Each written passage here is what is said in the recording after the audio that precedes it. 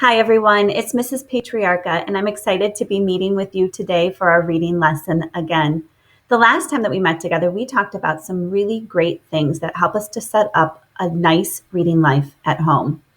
The first thing we talked about was how it's important to find a good spot to read, one that has great lighting, where there's not too much noise, and we even are thinking about where we're sitting. We want to make sure that it's a place that we can concentrate and we can do some really great thinking work. Secondly, we talked about how it's important to find time in our day to read, and especially to find times where it works well, because we want to make those times a habit and read every day during those times as much as we can.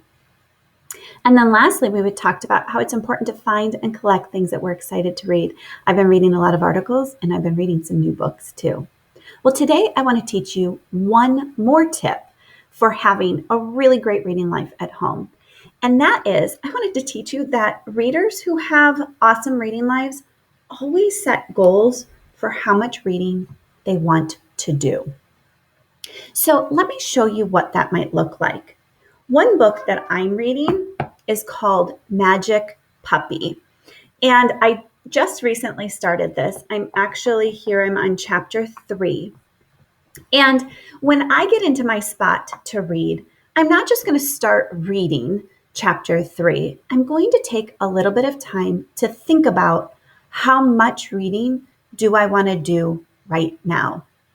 And so I have my pink Post-it as my bookmark, but I'm also going to use a different Post-it. And I actually have the sticky side on the bottom. And what I'm going to do is I'm going to write the word goal up at the top of this, because that's going to be my goal for how far I want to read. And in books like this, I need to think about, first of all, how much time I have.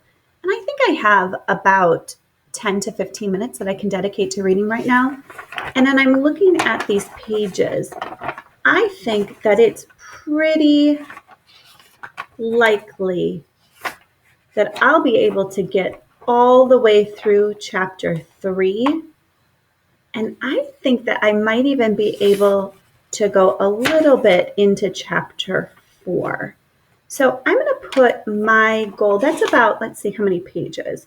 1, 2, 3, 4, 5, 6, 7, 8, 9. Well, I think 10 pages is actually a good place to start. I'm going to see how that goes. And if I find that I can read further than that 10 pages, I'll remember that for next time when I'm setting my goals. So I think 10 pages is good. And I think getting right to the beginning of chapter 4 would be a great place to stop. And so then I'm going to go back and I'm going to do my reading, and I'm going to be so focused while I'm doing that reading during that time, really thinking about my book and enjoying it and really trying to push myself to reach my goal. So as you set off to read today, I want you to remember the things that we talked about yesterday, the last time that we met, in that we want to find a good spot. We want to really think about the time in our day where we're going to be doing reading and try to set that as a habit, and really thinking about the things that we're reading and trying to find things that we're excited about.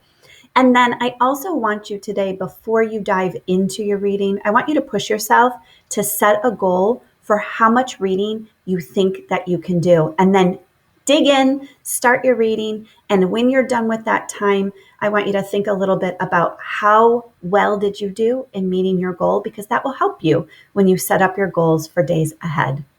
I'm excited to hear about your goals, and I'm excited to hear about your reading. We'll talk soon.